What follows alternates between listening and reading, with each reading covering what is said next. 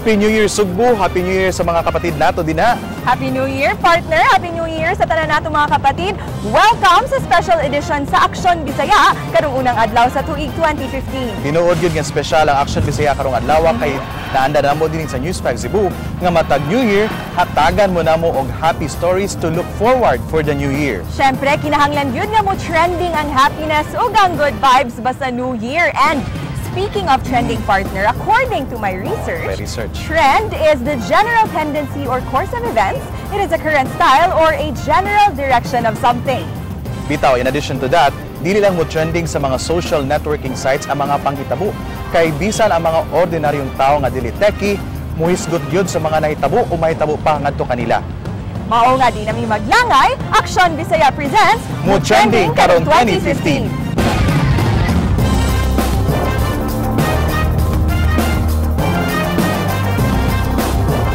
Bisan og dili moani sa Sugbo si Pope Francis, lakip nga nangandam ang Central Command alang sa iyang seguridad, ingon man ang kapulisan sa Region 7. Gawa sa mong pagpangandam, ipadayon sa kapulisan ang ilahang anti-drug campaign ug ang counter-insurgency program sa AFP Central Command. Magdungan ang pagsaulog sa Sinulog Festival dinhi sa Sugbo ug ang gigatakdang pagbisita ni Pope Francis sa Tacloban karong buwana. Sa Central Command, doon ay managlahing Joint Task Force Francis isip third ring security sa pagbisita sa Santo Papa ug Joint Task Force Sinulog. Gawa sa gilikayang assassination sa Santo Papa, ang bagang duot sa katawhan mo ay usa sa responsibilidad sa kapulisan ug kasundaluhan. Hindi namin pababayaan na magkaroon ng butas yung aming misyon para sa pagdating ng Pope. Mupadasab og dugang kapulisan ng Police Regional Office 7 ngadto sa Tacloban. Apan mas nakasentro ang kapulisan sa rehiyon alang sa maabot nga sinulog, din ipatuman ang Integrated Police Patrol System o koordinasyon sa Cebu City Police Office. Ine-integrate natin yung foot patrol natin, mobile, yung mga bisikleta, and to include also yung tapping into our TANUDs, our barangay infonets to Doon na sa security plans alang sa mga ipahigayong meeting sugod karong Agosto dinhi sa Sugbo nunod sa APEC Summit. May mga initial coordination like hotels, mga places na to be visited by the ministers, secretaries. Kami naghahanda na rin para dyan. Although malayo pa, ang national government meron na ding grupo na nag-aayon o magsasagawa ng security procedures para dito. Magti-train po tayo ng mga additional motorcycle cops. We will be escorting our VIPs for the APEC. The first activity. Ubos sa pagduma ni Chief Superintendent Prudencio Banyas, ipadayon ang pakigbatok sa gidling drogas diri sa Region 7. Kundi mahimong priority ang demand reduction, pinaagi sa pakig-alayon sa kapulisan ngadto sa mga lokal nga kagamhanan ug mga hingtungdang ahensya. Right now, tayo sa supply reduction, which is yun yung primary role ng kapulisan. So doon naman sa demand reduction, we can assist, but we would like to request the assistance ng ating mga authorities sa DepEd, sa mga ganon, for them to assist in the education program natin for our students. Samtang intensified military operations ang buhaton sa AFP Central Command karong tuiga, sanglit ang lalawigan sa Negros Occidental na lang ang nagpabilin nga dili conflict manageable ug ready for development. Alang ka Major General Vivard, akong epekto sa Communist Party of the Philippines New People's Army ang pagkasikop sa ilang mga labaw, ang magtiayong Benito ug Wilma Tiamzon. So maganda yung aming prognosis at sa palagay namin ay yung aming target ay aming mamimiti at mapapaayos natin lahat ng ating probinsya na maging peaceful and ready for further development. Siguradong mo trending ang mga dagkong kalihukan nga mahitabo sa Pilipinas karong buwana ug sa umaabot pang mga buwan karong tuiga. Baliwala rasab ang preparasyon sa mga otoridad kung dili mo kooperar kanila ang mga sibilyan. Kini si King Perez. Nabatyaga na sa mga Sugboanon ang grabing traffic sa Metro Cebu, hilabi na sa kadalanan sa syudad sa Sugbo. Mao nga matod ni Cebu City Mayor Michael Rama, kining problemaha mo ay ang usa sa matutukan karong tuiga. Sentro ang syudad sa Sugbo sa tanan tibuok lalawigan, tibuok Central Visayas ug gani, usahay tibuok Kabisayan.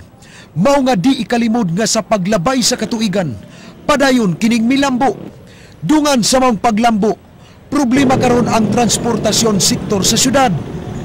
No, I think desire and because right now I've already been very clear that traffic has to be focused and the mayor is involved. Usa sa mga prioridad ni Mayor Michael Rama karong tuiga ang pagsulbad sa problema sa trapiko sa syudad sa Sugbo karong tuiga. Iyang giauhag ang mga driver nga magbaton og disiplina sa karsada kay mo patigbabaw gyud ang balaod sa trapiko. Mao nga di angay hagiton ang traffic enforcers. Gipahibaw sa mayor nga karong tuiga, duna siya'y ipatuman nga lahugay sa mga department heads sa Cebu City Hall. Nagdumili pa si Rama kung si kinsa ang mga department head nga maapektuhan sa maong lahugay. Ana sa iyang ikaduhang termino si Rama nga matapos sunod 2016. Dunay huhungihong nga posibleng di na magpare-elect si Rama alang sa ikatulong termino pagkamayor sa syudad ug mudagan hinuon sa mas taas nga posisyon.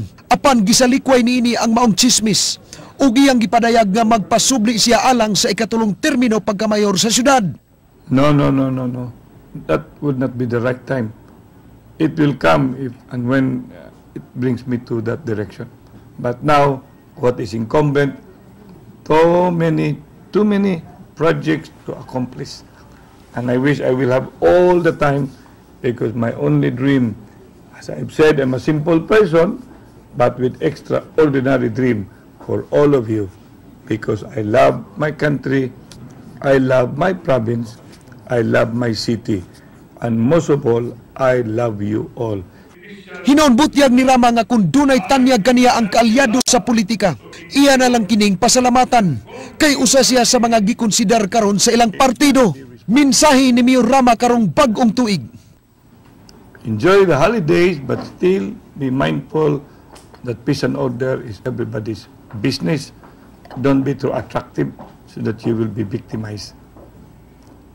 And we wish that all of us should be reminded that Christmas is bringing the word salvation because that's the birth of Jesus Christ.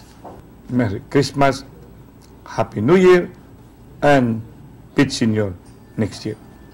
At ngan karong tuiga kung unsaon pagsulbad sa pamunuan ni Mayor Michael Rama, ang nagtrending na nga kahuot sa trapiko sa syudad sa Sugbo.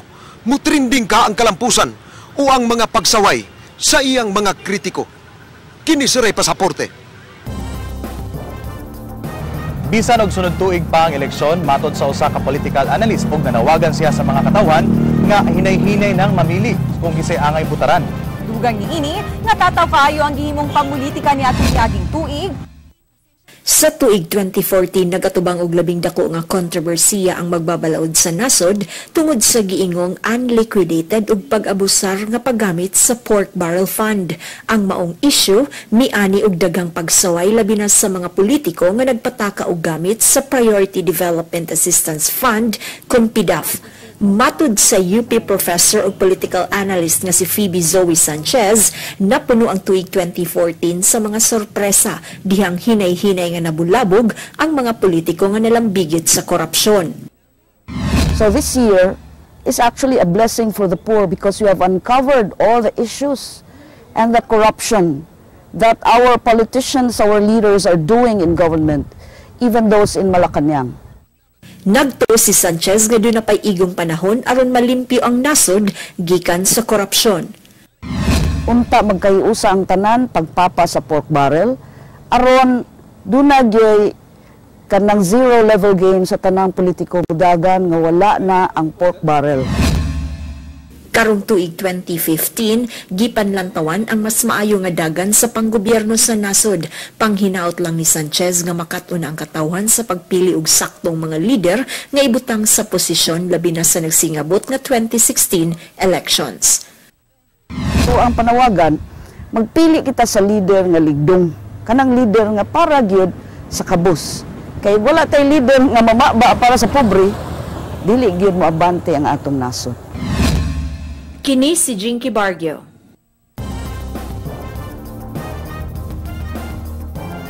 Giangkon sa Tourism Department nga tungod sa mga katalagman nga miigos ang tunga-tungang kadisayan, medyo miubos gyud ang ilang kita. Apan mamawi sila karong tuiga. Ilang gilauman nga tungod sa mga dagkong kalihukan sama sa pag-abot sa Santo Papa sa Tacloban ug sa Apex Summit, mudaghan ang mga mudagsang turista dinhi sa Central Visayas mao nga mo-trending gyud ang tourism sector. After the calamities, giangkon sa Department of Tourism Region 7 nga dako gyud kaayog epekto sa turismo sa Central Visayas ang mga nahitabong katalagman ni atong miaging tuig. Daghang tourism destinations nga nangaguba sama sa Chocolate Hills sa Bohol, niadtong Linog ug mga dagat sa Bantayan ug Malapascua Islands atol sa bagyong Yolanda. Hinuon naganam-anam na og bangon ang turismo sa Rehiyon 7. Gani dunay 5% growth rate sa tourist arrivals gikan Enero hangtod Setyembre sa 2014 kun itandi sa samang period sa tuig 2013. Nabantayan sa DOT nga nagsugod og kakusog ang tourist arrivals niadtong Agosto ning tuiga. Sa ilang statistics, ang mga Koreano gihapon ang labing daghang turista nga nangabot sa Central Visayas nga gisundan sa mga Hapon, Amerikano, Insik, Australiano, Briton, Aleman, Canadians, French ug Singaporeans. Gilauman nga mas mudaghan pagyud ang tourist arrivals sa Central Visayas karong 2015. Kay gawa sa tinuig nga tourist surge tungod sa sinulog matag Enero, posibleng ang Central Visayas sab ang mahimong entry point sa mga buot mosaksi sa pagbisita ni Pope Francis sa Tacloban City. Managhan sab ang mga turista kay ang Sugbo maoy host sa pipila ka mga dagkong event sa Asia Pacific Economic Cooperation Summit karong 2015. Gani, gipanglantawan nga magpuno-puno gyud ang mga 5-star hotels sugod karong buwan sa Agosto. Projection sa DOT ang mas busy nga tourism industry karong tuiga tungod sa padayong pagpanaghan sa mga destinasyon nga maabot na karon sa mga budget airlines. oh yes, we welcome as many airlines and low-cost carriers. No, we have so many players now, and we do appreciate what they have been doing. The low fares, promo fares, whatever you call it, it will really help, especially for our domestic travelers. No? Lakip sa makatampo sa promotion sa mga tourist sites ang nagkakusog nga marketing strategies gamit ang social media, diin dali ra kaayong mukatap ang mga reviews kabahin sa tourist destinations, pinaagi sa blogs ug social networking sites. And we do have seen the effect of social media. A lot of people would see even the sites that we have not been to. A lot of people have not been to. And so this is going to be of help when people post it or talk about it. Karong tuiga sab ipa-implementar sa DOT sa mga local government units ang ilang tourist development plan aron ilang maandam ang mga eco-tourism sites nga wa pa kaayo madiskobrehe sa kadaghanan ug mabuksan na ngadto sa publiko. Padayon sab ang ilang pakigalayon sa Department of Public Works and Highways alang sa pagpaayo sa mga daan padung sa mga tourism sites aron mas maagni ang mga turista sa pagbisita niini.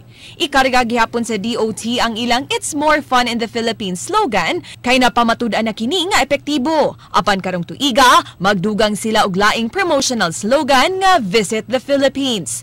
Mensahe sa DOT ngadto sa tanang taga Central Visayas nga unta, padayon silang suportaran sa pag-promote sa yutang na tawhan. Pasalig sa maong ahensya nga di sila muundang sa pagbubo silang suporta alang sa mga LGUs nga nanginahanglan sa ilang tabang.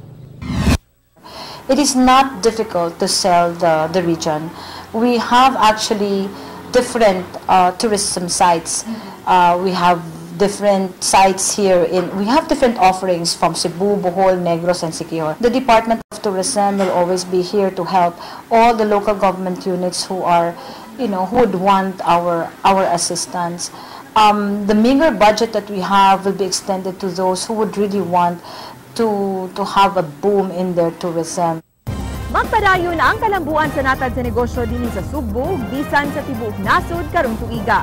Ang BPO industry ug ang OFW remittances mo'y nagunang nagbitad sa atong ekonomiya. Magpabilin o mas mulambo pa ang mga economic indicators sa Pilipinas. Ana sa 7.3% ang forecast growth sa Gross Domestic Product o GDP nga mo'y timailhan sa kalambuan sa nasod. Nunot kini sa padayong remittances gikan sa mga OFWs. Ingon man ang padayong pag-invest sa mga langyaw sa business process outsourcing industry sa Pilipinas. Dili sab apektado ang Pilipinas sa himuon niyang ASEAN integration karong tuiga. Gani mahimo kining kahigayunan sa mga Pilipino nga daling makalangyaw sa bangsilingang nasod sa Southeast Asia. People around the world have already recognized this or are recognizing this, that Filipinos are good in almost anything. So no need from entertainment, from being professionals, architects, engineers. Kay dinhi sa Sugbo ipahigayon ng pipila ka mga meeting sa APEC Summit, maayo kining kahigayunan na lang sa business industry. Ipanglantawan nga dunay mga investor sa manufacturing ug agriculture nga manambong unya sa Cebu Business Month. Booming sab ang export industry human nakabangon na ang Estados Unidos ug Europe silang mga ekonomiya isip market sa mga export products. According to many friends from the manufacturing industry, the US, they're receiving more orders now from the US and even from Europe. So I see some revitalization. Mipasidaan si Chan nga di na maayo kon magpadayon ang investment sa condominium industry sa Sugbo. Din gipanglantawan nga mahuman ang pagtukod niini karong tuiga, din nagpabiling hagit ang market buyers dinhi sa Sugbo. Most of the projects will be soon completed. I hope that not many condominiums will start again, because I am not sure if the market can still sustain that. Bisan pa man sa mga umaabot nga kalambuan sa natad sa ekonomiya ug negosyo karong tuiga, ang ay mahibawan sa tuig 2015 kun makabot na ang gitawag nga inclusive growth nga nagpasabot nga mabatyagan sa matag Pilipino ang epekto sa maayong ekonomiya nga gipasigarbo sa Administrasyong Aquino. Aron matawag ang inclusive growth, kini nagpasabot nga mahatagan og trabaho ang kadaghanan sa mga Pilipino. Gani isugyot ni Chan nga ang trainings ug seminars may solusyon sa mga suliran ngadto sa mga underqualified nga workforce. Inclusive growth means that everyone would like the growth in economy be felt by all sectors of society. And that just means, actually, in simple terms, that just means employment. Kini si King Perez. Moedukar ang Department of Agriculture ngadto sa mag-uuma aron sila makibaw kung saon paglikay kuno galing madaot ilang kapanginabuhian atol sa usa ka katalagman. Lakip nilang itudlo mao ang pag-amping sa kalikupan hilabinangan na sinatinan nato karon ang epekto sa climate change. Ang climate change may usa sa mga dakong problema sa kalikupan nga atong nasinati karon. Kini usa ka long-term nga kalit nga pag-usab sa dagan o kondisyon sa panahon tungod sa pagsaka sa atmospheric temperature. Tungod niini, apektado ang kabahin sa kalikupan nga mao ang agrikultura nga mao ipanginabuhian sa mga Pilipino. Karon nga grabe ang nasinati nga climate change, diin na pamatud-an na kini tungod sa mga miigong kalamidad sa nasod sama sa super typhoons, pagbaha, pag-uwan, kainit ug linog. Gumikan sa maong kalamidad, di gyud malikayan nga apektado kaayo ang panginabuhi ang pag-uma ug pangisda sa mga Pinoy. Matud sa mga kadagkuan sa Department of Agriculture, padayon ang recovery o rehabilitation sa mga dapit nga grabing naapektuhan ang dagan sa agrikultura gumikan sa mga katalagman. Pinaagi sa mga programa o proyekto nga ilang giimplementar, natabangan ang mga dapit sa Kabisayan nga dunay dagkong kadaot nga nahiaguman sa agrikultura. Okay, we're very proud to report nga we have finally distributed all the aid assistance that we have planned. We have already given ang 16 municipalities nga naapektuhan. Right after typhoon. So nakahuman na ta sa atong target nga 2,000 ka bag-ong fishing boat plus engine ug accessories, then mga plus equivalent nga fishing gears pod, no. Dugang ni Bohos nga karong tuig 2015 duna nay gigahin nga budget ang BFAR 7 alang sa pagpadayon, pagpalambo ug paghimo og mga proyekto nga makatabang sa mga mananagat sa Central Visayas ug lakip na sa maong mga proyekto ang pagpangandam sa mga posibleng kalamidad nga moigo na sab sa nasod. Ang DA7 sa ilang bahin mipasalig sab og dugang mga proyekto sama sa mga trainings diin tudluan ang mga mag-uuma sa mga bag-ong pamaagi ug lakip na sab kung unsay angay nilang buhaton panahon sa kalamidad. Paningkamutan sa BFAR ug DA nga karong tuig 2015 hingusga ng ilang pakig-coordinate sa mga local government units aron nga mas dali nilang maimplementar ang ilang mga proyekto ug programa. Pahimangno sab sa duha ka buhatan sa katawhan nga karong tuiga ug sa mga umaabot pa nga katuigan hilabi na sa mga mananagat ug mag-uuma nga kanunay nga mangandam ug dili mo kumpiyansa labi na nga di gyud kalikayan nga makasinati ug mga katalagman ang nasod. Nang hinaot sila nga gamiton ang mga nakatunan sa mga gipahigayong trainings sa DA ug BFAR. So I hope ang atong mga kaigsoonang mananagat while ang atong buhatan sa BFAR naningkamot nga makatabang sila purong tamotabang silang kaugalingong pinagi sa pag-amping nga butang nga naa sila. Ako lang yung hangyo nila nga kung mo conduct gani mi og training kung sa ilang nakatunan ila untang i-apply sa karon nga panahon nga tuna na tay climate change, perhaps technology is very important. Kay posibleng mas mo grabe pa ang problema sa climate change, di gyud malikayan nga dunay mga katalagman nga moigo sa atong nasod ug makaapekto sa atong panginabuhian. Kinahanglang mo trending karong 2015 ang kanunay andam ug pagpanalipod sa kalikupan. Kini si Madin Sabang. Gipaibaw ng daan sa pag-asa nga masinati karong tuiga ang El Nino phenomenon. Ug duna pa baka super typhoon nga mo trending karong tuiga ato kining masayran pinaagi sa tabang sa atong mga weather agency. Sumala sa normal rainfall data nga recorded sa pag-asa Mactan, ang labing daghan nga uwan masinati sa mga buwan sa Hulyo ug Oktubre, human sa pagsugod sa tinguan sa buwan sa Hunyo. Ang mga buwan sa Marso ug Abril mao ang adunay labing menos nga pag-uwan nga magsugod sa pagkunhod sa buwan sa Pebrero. Ug sama sa annual rainfall data sa nasod, kidadaghanan og uwan ang buwan sa Hulyo nga mag-anam og kunhod hangtod sa buwan sa Disyembre. Labing menos usab ang uwan sa buwan sa Abril. Ang Central Visayas gibanabana nga makasinati sa mas menos nga pag-uwan sugod sa buwan sa Febrero hangtod Mayo. Sa Enero, ang Sugbo makasinati og mas daghan og uwan kaysa normal rainfall nga madawat niini matag tuig. Samtang magpabilin nga normal rainfall ang madawat sa Bohol, Negros Oriental ug Siquijor. Mas menos sa normal rainfall ang madawat sa tanan nga lalawigan sa Central Visayas pagka Pebrero. Mas menos pagyud ang uwan sa Cebu ug Negros Oriental pagka Marso. Samtang ang Negros Oriental lang ang makabalik og sinati sa normal nga rainfall pagka buwan sa Mayo. Sumala sa annual rainfall data sa Dasod, ang General Santos City mo'y adunay labing menos og ulan nga masinati matag tuig. Gisundan kini sa Dumaguete, Zamboanga ug Tagbilaran. Anaa sa Econom ang labing menos nga madawat nga uwan ang Pag-asa Mactan. Samtang ang lugar sa nasod nga adunay labing mas daghan nga uwan mao ang hinatuan sa Surigao del Sur, Infanta Quezon ug Borongan, Eastern Samar. Suma sa tropical cyclone forecast sa Pag-asa gikan sa Enero hangtod sa buwan sa Marso, adunay usa ngadto sa 4 ka bagyo nga posibleng mosulod sa nasod. Adunay gamay nga kahigayunan nga magbagyo sa buwan sa Pebrero, apan posible nga adunay usa ka bagyo ang nga mosulod sa mga buwan sa Enero, Marso ug Abril. Samtang gibanabana nga adunay usa ngadto sa 2 ka bagyo ang posible nga mosulod sa buwan sa Mayo. Adunay 25 ka mga pangalan nga giandam ang Pag-asa alang sa bagyo sa tuig 2015 ug adunay 10 nga gi-reserve in kaso og magkuwang. Ang una nga bagyo nga mosulod sa tuig 2015 panganlan og Amang.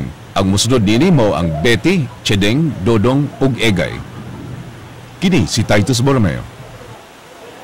Gikahadlukan ni adtong miging tuig ang pagsud sa makamatay nga Ebola virus sa nasod. Apan mayon na lang kinakapangandam niini ang Health Department. Karong tuiga dunay mga sakit nga posibleng mo trending unya kundi ampingan ang lawas nga mao'y puhunan sa pagpakabuhi ning kalibutana. It's a threat. Usod siya dere. That's why mga to gobyerno is always on the lookout. Sa miaging tuig na alerto ang health officials sa Pilipinas gumikan sa sakit nga Ebola virus bisan pa man ugwa pa kini makasud dinhi sa Pilipinas. Nakapa-alerto sab sa gobyerno ang sakit nga tipdas. Matod ni Regional Epidemiology and Surveillance Unit 7 Medical Chief Dr. Dino Caing nga base sa ilang talaan mitaas ang kaso sa tipdas sa tuig 2014 kumpara sa tuig 2013. Gikan sa 137 cases ug 0 death, misaka kini sa 1,757 cases ug 7 deaths. Kini gisundan sa typhoid fever. It's food on waterborne. So mapasa lang ni siya kung makataong contaminated food. Karong tuig 2015, dili gihapon ang ngay nga kumukumpiyansa ang katawhan sa mga food and waterborne diseases sama sa typhoid fever ug dengue fever. Ang mga posible, kanang ulang gihapon, kanang food, waterborne diseases, hopefully mo daw na ning measles, ang dengue, kaya ma-expect matakaroon more rainy season. Ang maong mga sakit makuha sa pagkaon nga kontaminado, ilabay na sa mga street food stalls nga walay mga sanitary permits. Lakip niini ang kontaminadong tubig nga posibleng tungod sa water supplies ug stagnant water nga mahimong tinubdan sa sakit nga typhoid fever ug dengue fever. Ano sila yung mga water district pero chlorination or dili ko strictly enforced mga usay na outbreak dito sa ila. Ang sintomas sa typhoid fever mao ang hilanat nga moabot og usa ngadto sa 2 ka semana, grabe nga pagsakit sa ulo, joint pain, way ganang mukaon, diarrhea, constipation ug gahi ang hugaw. Samtang sa dengue, taas nga hilanat, grabe nga pagsakit sa ulo, makabatyag og sakit ilawom sa mata, severe joint and muscle pain, pagkalipong, pagsuka-suka, skin rashes, mild bleeding sama sa nose bleeding, bleeding gums ug pagkabunog. Healthy lifestyle begins sa ila mismo. Dili ang gobyerno matag ang tao nila nga. Gipasali Ginoon sa Health Department nga andam og padayon nilang panghingusgan ang pagigbatok sa sakit nga tipdas ug dengue. Massive immunization. Okay, tapos na atay follow-up nga ma-mapping up katong ma-immunize good fully. Tapos ang pagpati ng mga chlorination, water supply, massive campaign kay LGU man gud yang kuan. So nagpatawag na po sa mga MHO, mga sanitary inspector, meeting na sa mga PHN sa mga munisipyo, mga city health. Di na bago ang panultihon nga health is wealth. Tuod man, di ikalimod nga importante gyud nga himsog ang palawas. Mga pahibangno sa Department of Health na kinintanang matang sa sakit nga posibleng mo-trending karong tuiga, mahimong malikayan pinaagi sa saktong pagkaon, saktong pagkatug, paglikay sa stress, inubanan sa pag-exercise ug pagsiguro nga limpyo ang palibot. Kini si Juliet Hainar. Mga bagong shows nga mohatod og kalipay mo gitik sa inyong kasing-kasing ug huna-huna ug mohatag kaninyo og kaalam ang giandam sa Kapatid Network karong tuiga. Ang Happy Network sa Pilipinas modalit kaninyo karong bag-ong tuig ug most delightful programming nga magbabalik sa mga good times sa inyong tagsa-tagsa ka mga telebisyon. Kay karong tuiga, magbabuhagay sa kalipay, inspirasyon ug kasadya diriyugan sa mga lapas ug bag-ong exciting shows. Ang mga programa sa TV5 News and Current Affairs langkuban sa High Five Philippines, usa ka lokal nga edisyon sa iconic children's show nga nabantog na sa tibuok kalibutan. Happy Wife, Happy Life, usa ka lifestyle reality show nga bida ang mga asawa og trato sa mga PBA superstars. E5, ang bugtong sassy showbiz program sa Kapatid Network nga motuki sa fashion ug lifestyle sa mga celebrity. Ug ang Extreme Challenge, Kaya Mo Ba To? Ang programang puno sa death-defying stunts, hosted by Kapatid Prime hunk actor Derek Ramsey, uban ang mga racers ay kaduang hugna sa The Amazing Race Philippines. Ug tungod kay ang pagpakatawa adunay dakong kontribusyon sa atong kalipay, ipaila na sa TV5 ang labing exciting ug labas nga mga bag-ong comedy shows. Usa na niini ang Mac and Cheese nga bidahan sa surprising heartthrob tandem nilang Derek Ramsey ug Empoy Marquez. Apil sab ang mga bag-ong comedy program nga 2 and 1 Half Daddies nga pagabituunan sa managsuong Padilla nga silang Ruben, Romel ug Bibi Gandang Hari. Una kining higayon nga magkauban ang tulo sa Philippine television history. Ug ang No Harm No Foul, usa ka weekend laugh trip featuring comedy giant Kapatid Ogie Alcacid ug ang mga higante sa PBA Hardcourt. Samtang ilusad na usab sa TV5 ang labing thrilling reality shows alang sa mga rising stars aspirants. Ang usa ka singing search kun diin ang video selfie sa matag contestant mao'y kasado sa kadaugan. O di ba mga kapatid, bongga, busa, anhin na gid ta. Ipaila na sab sa publiko ang Last Call Standing, ang bugtong game show nga mosuporta sa mga secondary school sa nasod ug ang movie Clash of the Street Dancers kundiin. Mga nagkaraang komprontasyon ug mga breathtaking nga pagpanghasi sa dance floor ang buhaton sa mga nagunang hip-hop dancers sa Pilipinas. O aron katagag kalipay ang mga viewers, dalita na mo og tabang sa TV5 aron mas mapalambo pa ang kapiskay sa inyong panglawas, gugma ug matagan og kasulbaran ng inyong mga gihambing nga mga problema sa kinabuhi. Sila si Kapatid Jelly de Belen, Arnel Ignacio ug Attorney Mel Santa Maria mao'y mohatag og legal ug practical nga mga tambag base sa ilang mga kasinatian sa kinabuhi. Ang Call Me Papa Jack, bidahan sa usa ka radio host ug love guru nga si Papa Jack og giingog gamito niya ang iyang signature point blank nga pagpanambag sa gugma. Next ang Hiling Galing, uban ang alternative medicine advocate nga si Dr. Edenil Calvario ug ang controversial nga anti-aging specialist nga si Dr. Hayden Ko. Nga motuki og mohatag og solusyon sa mga problemang punto medikal. Ipila lang kini sa mga labing exciting ug mga bag-ong programa sa TV5 nga ihukad kaninyo mga kapatid karong tuig 2015 aron himuong happier ug more delightful ang TV viewing experience ninyo. Siguradong mo trending gid karong tuiga ang mga bagong programa sa TV5 nga mabubuhagay sa gasa, pinaagi sa simpleng kalipay, apan makatandog gid sa inyong mga balatian kay kung good vibes o nakasmile ta pirmi, magdala gid kinig swerte sa atong kinabuhi. Happiest New Year mga kapatid, agay kimi si JP Laukot Sara. Modernong 1970s ang mo-trending karong tuiga kung fashion ang hisgutan. Muuso ang ruffles ug ang lace alang sa mga kababainhan, samtang gigid mawagtang ang maong alang sa mga kalalakinhan. Kung color ang hisgutan, dominar ang natural tones, ilabi na ang marsala. The first wedding that I'll do for 2015. So there'll be ruffles, there'll be lace, but this is more customized embroidery. So it's kind of lace, but it's more embroidered and it's original, it's one of a kind. So no other bride can wear something like this. Usa sa mga sikat nga fashion designers dinhi sa Sugbo si Dexter Alazas. Mumugna siya og mga wedding gowns, casual ug uban pang sulubon alang sa nagkadaiyang okasyon. Matod ni ini, mubalik ang 1970s fashion karong tuiga. Mag-trending ang lace, bohemian style ug see-through.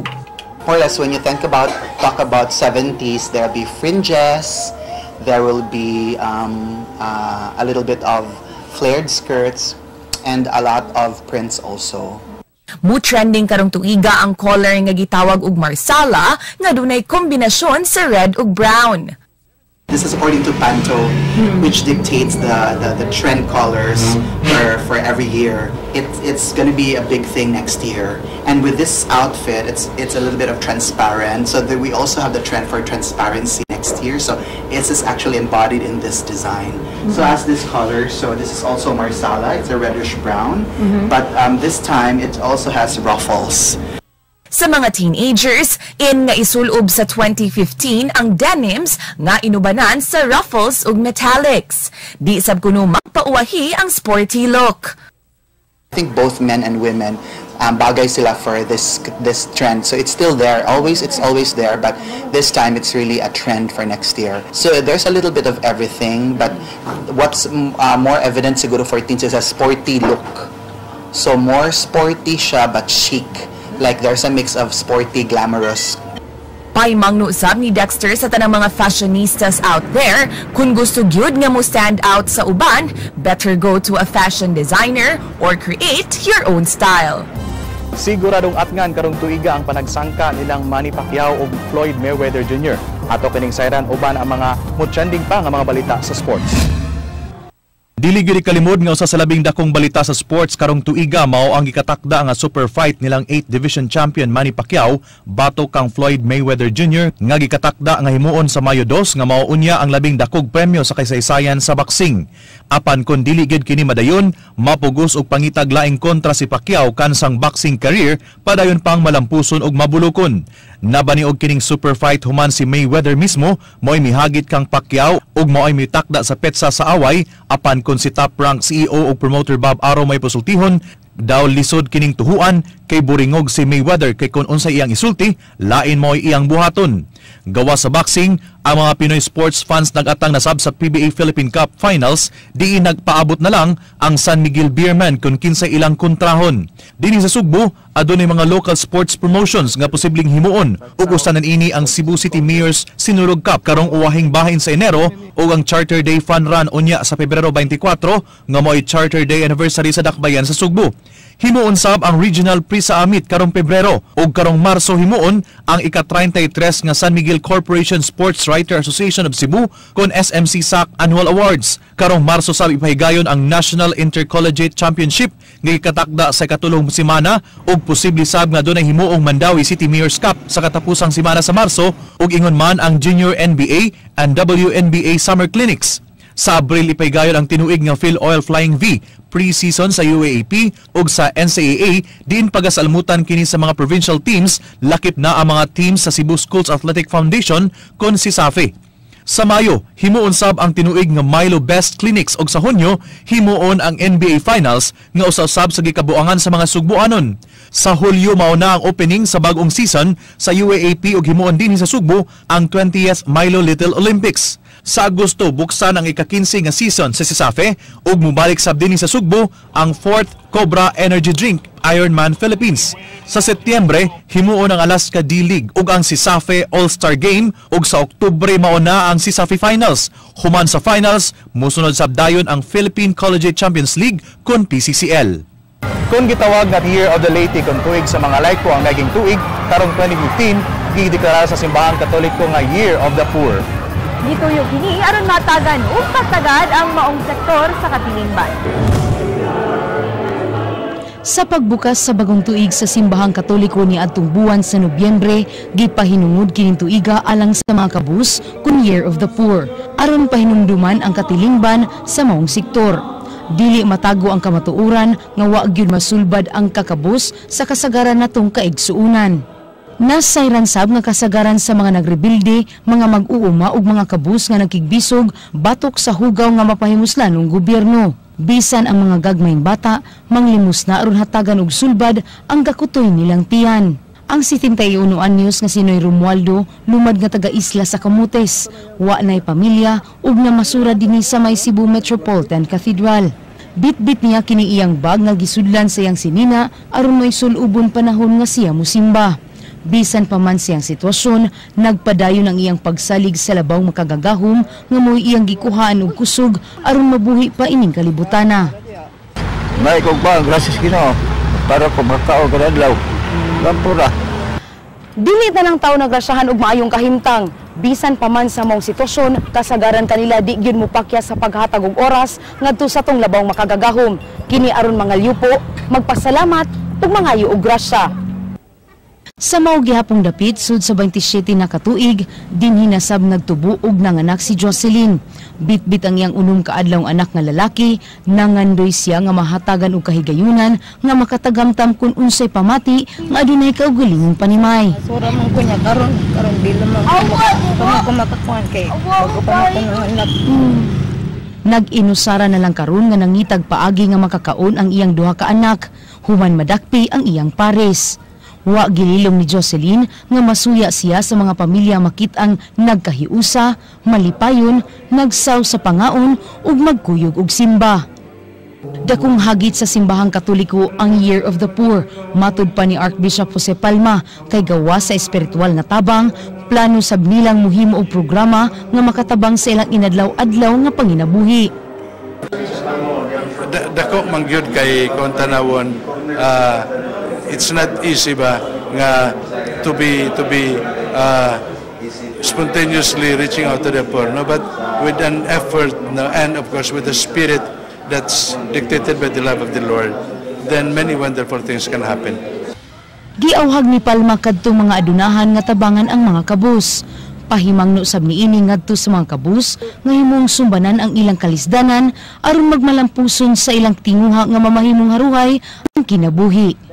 This Year of the Poor, salig kita nga sa kinabuhi, apisar sa atong kahimtang, dunay paglaom na something good can happen o unta, mao na kini ang tinuod nga expression sa atong pagkasimbahan. Do not live a selfish life but oriented to the common good and solidarity. Minsahi kini sa Simbahang Katoliko ngadto sa katawhan. Ang tuig sa mga kabos mo'y mo trending karong tuiga.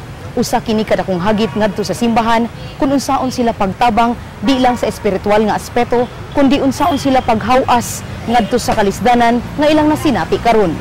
Kini sila Caminadi Vistil.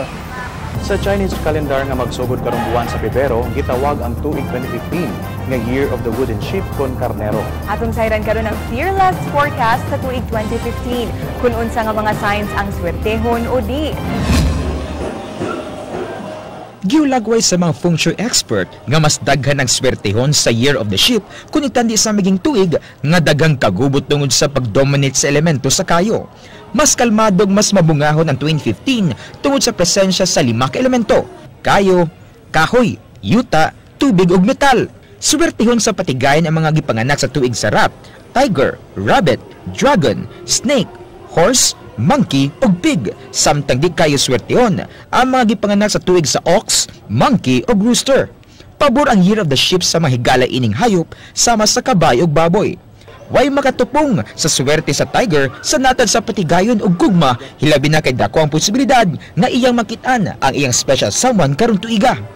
Apan di angay mabalaka kay dunay mga alkontrag mga lucky charms ang mahimong buhaton ug dad-on sa mga di kay swerte sa mga relasyon sama sa rat, ox, dragon, sheep, rooster ug dog.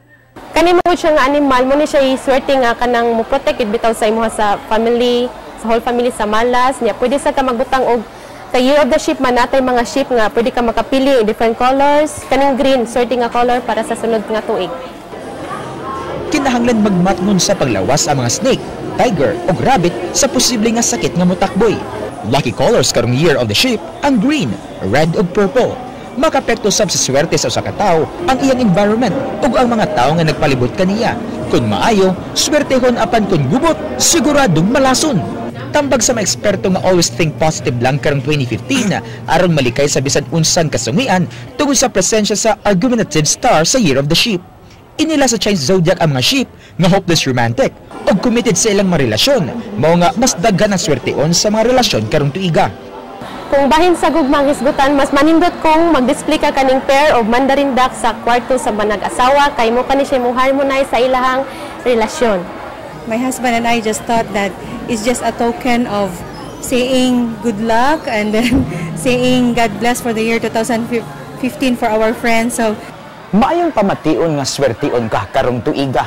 Apan kining tanan suma sa mga eksperto mga giyalang ug wag makatupong sa pagsalig nimo sa imong kabilingon ug sa timos nga pag-ampo nga imong makabot ang bisan unsang damgo.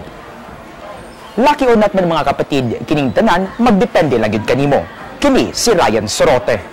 May muuntang gabayan ninyo mga kapatid kadtong mga istorya nga among gidalit kaninyo sa pagsugod sa bagong tuig. Kini si Dennis Tanok. Mga storya nga siguradong mo trending di lang sa mga social networking sites. Kini si Andrea Patania. Kay bisan asa, bisan kanusa, kapatid. Ug tungod kay ang pagpakatawa adunay dakong kontribusyon sa atong kalipay, ipaila na ay sorry. Di na bago ang panultihon nga health is wealth. Tuod man, sorry. Sigurado mo trending gid karong tuiga ang mga bagong programa sa TV5 nga mga